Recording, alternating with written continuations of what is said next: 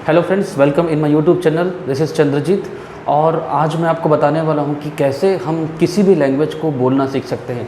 Friends, आज का जो मेरा टॉपिक है उसमें आपको मैं यही बताने वाला हूं कि चाहे वो हिंदी हो, इंग्लिश हो या फिर जापानीज़, कोई भी दुनिया की लैंग्वेज हो, अगर आप उसे सीखना चाहते हैं तो उसके लिए हम और किन किन चीज़ों को ऐड कर सकते हैं, वही बातें मैं आपके साथ आज शेयर करने वाला हूँ। तो चलिए शुरू करते हैं। सबसे पहले मैं आपसे कहना चाहूँगा कि अगर हम किसी भी लैंग्वेज को सीख रहे हैं तो उसमें हमारा इंटरेस्ट होना चाहिए। अगर हम किसी लैंग्वेज को सिर्फ एज ए कोर्स या फिर स्टडी मटेरियल के रूप में अगर करते हैं तो फ्रेंड्स कई बार हम सीख नहीं पाते हैं, प्रॉपर तरीके से उस लैंग्वेज को बोल नहीं पाते हैं। फॉर एग्ज़ाम्पल मैं आपको कुछ चीज़ें बताना चाहूँगा। जिस प्रकार से आपने देखा होगा, हम जब कभी भी थिएटर में या सिनेमा घर में कहीं भी अगर हम जाते हैं और किसी मूवी को हम देख रहे हैं, कई बार होता यह है कि वो पूरी 2.5 या 3 घंटे की मूवी होती है, हमें पूरी याद होती है। याद इट मीन्स हमें उस पिक्चर के एक एक डायलॉग्स याद होते हैं और उनके जो कैरेक्टर होते हैं उनमें कई बार हम अपने आप को इन्वॉल्व कर लेते हैं। तो इस कारण से क्या होता है, हमें कुछ लैंग्वेज जो समझ में नहीं आती है वो भी हम समझ जाते हैं। तो ठीक उसी प्रकार से फ्रेंड्स, कोई भी लैंग्वेज है, हम सिर्फ लैंग्वेज को कई बार एज ए कोर्स करते हैं कि हमें सिर्फ इसको कंप्लीट करना है, तो हम उसको बोल नहीं पाते हैं। जो कम्युनिकेशन है हमारा प्रॉपर हो नहीं पाता है। तो हमें करना क्या है, जब कभी भी हम किसी लैंग्वेज को सीखते हैं तो हमें उस लैंग्वेज में अपने आप को इन्वॉल्व करना है, आपको प्रेजेंट होना है वहाँ पर। तो उसके लिए आपको करना क्या है, किसी भी लैंग्वेज को हम अगर सीख रहे हैं तो हमें उसका कम्युनिकेशन करना है, चाहे वो कहीं पर भी हो, आपके फ्रेंड सर्कल में हो, आपके फैमिली में हो, आपके क्लासेस में हो, कहीं पर भी हो। बिकॉज हम बात कर रहे हैं जापानीज़ की फ्रेंड्स, तो जापानीज़ जो लैंग्वेज है एक नई लैंग्वेज है, बट बहुत इंटरेस्टिंग है, डिफ़िकल्ट बिल्कुल नहीं है। अगर आपने जापानीज़ सीखना शुरू कर दिया है या शुरू करने वाले हैं तो फ्रेंड्स, जापानीज़ लैंग्वेज बहुत इंटरेस्टिंग है, आप इसको आसानी से सीख सकते हैं। बट आपको इसको कम्युनिकेशन में, अपने डेली रूटीन में आपको लाना होगा। फ्रेंड सर्कल में आपको बात करनी पड़ेगी एक दूसरे के साथ में, और चाहे आप क्लास में हो, बाहर हो, फैमिली में हो, आपको इसका कम्युनिकेशन करना होगा, तब जा कर के आपको ये लैंग्वेज आएगी। दूसरी बात फ्रेंड्स, जब कभी भी हम किसी लैंग्वेज को सीखते हैं तो हमें कुछ पता होना चाहिए इसके बारे में कि आप ये लैंग्वेज क्यों सीखना चाहते हैं। अगर आप ये लैंग्वेज सीख रहे हैं तो आप क्यों सीख रहे हैं, आप अपने आप से हमें सवाल करना चाहिए कि इसको सीखने के बाद मुझे क्या प्रॉफ़िट होगा। कई बार हमसे ये होता है कि हमारे कुछ फ्रेंड्स उस कोर्स को कर रहे हैं या उस लैंग्वेज को सीख रहे हैं, तो हमें लगता है यार कि हमारे फ्रेंड्स कर रहे हैं तो हम भी इसे कर सकते हैं, हमें कर लेना चाहिए। लेकिन क्यों करना चाहिए हम कई बार भूल जाते हैं। तो फ्रेंड्स, अगर आप किसी भी लैंग्वेज को सीख रहे हैं तो आपको पता होना चाहिए कि आप लैंग्वेज को सीखने के बाद करने क्या वाले हैं, आप इस लैंग्वेज का उपयोग कहाँ करेंगे, आप कौन सी जॉब आपको मिल सकती है, ये सारी चीज़ें आपको पता होनी चाहिए। मैं बात कर रहा हूँ जापानीज़ की फ्रेंड्स। तो जापानीज़ सीखने के बाद आप में से मैक्सिमम सोच रहे होंगे कि हमें जापान में जॉब करना है, या कुछ सोचते हैं कि हमें जापानीज़ कंपनी में ही काम करना है इंडिया में। तो फ्रेंड्स, मैं आपको कुछ चीज़ें जापान के बारे में बताना चाहता हूँ। फ्रेंड्स, जापान एक ऐसा देश है जहाँ पर वैल्यू ऑफ टाइम, आपको ये सबसे पहले अगर आप जापान जाएंगे तो आपको सीखने मिलेगा कि व्हाट इज़ टाइम, समय क्या होता है, समय की वैल्यू क्या होती है। फ्रेंड्स, जापानीज़ लोग टाइम के बहुत पंक्चुअल होते हैं, वो अपना हर एक काम टाइम टू टाइम करते हैं, डिसिप्लिन के लिए बहुत नंबर 1 माने जाते हैं पूरे वर्ल्ड में। तो हमें जापान में नो डाउट, जापान में अगर आप जाते हैं तो आपको अच्छी सैलरी मिलेगी, आपका पैकेज अच्छा रहेगा जापान में जाने के बाद, चाहे आप टेक्निकल बैकग्राउंड से हो या नॉन टेक्निकल। बट जो प्रमुख चीज़ है वो है value of time and discipline. तो आपको जापान में ये सब सारी चीज़ें देखने को मिले। अगर जापान में आप 10 मिनट जल्दी अगर अपने जॉब पर पहुँचते हैं, इसका मतलब आप जल्दी पहुँचते हैं। अगर आप 5 मिनट जल्दी से पहुँचते हैं, इसका मतलब है कि आप टाइम पर पहुँचे हैं।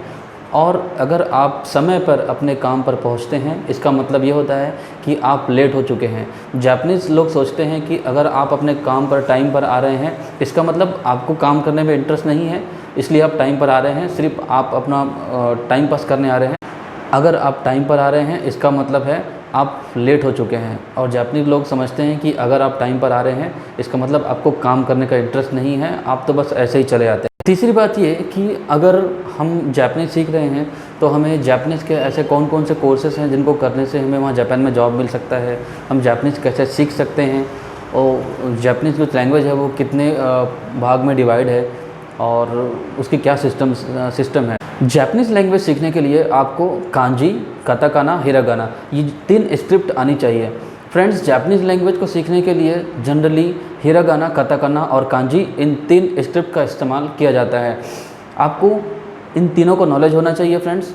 और इसको सीखने के लिए जापान में जो एग्ज़ामिनेशन सिस्टम है वो आपको मैं बता रहा हूँ। फ्रेंड्स, जापानीज़ की जो शुरुआत करने के लिए हम जिस कोर्स को स्टार्ट करते हैं वो जो शुरू होता है वो होता है N5 से। इसके जो लेवल्स होते हैं N5, N4, N3, N2, N1 यहाँ तक के लेवल्स होते हैं। बट अगर आपने N5 से लेकर N3 तक आपने कोर्स कंप्लीट कर लिया है और आपका जापानीज़ में कम्युनिकेशन बेहतर है तो आपको किसी भी जापानीज़ कंपनी में इंडिया में या फिर जापान में आपको जॉब मिल जाता है। वो डिपेंड करता है कि आपका जो एजुकेशन है वो टेक्निकल बैकग्राउंड से है या नॉन टेक्निकल बैकग्राउंड से है। तो इस प्रकार से आपको जॉब वहाँ पर मिल जाता है।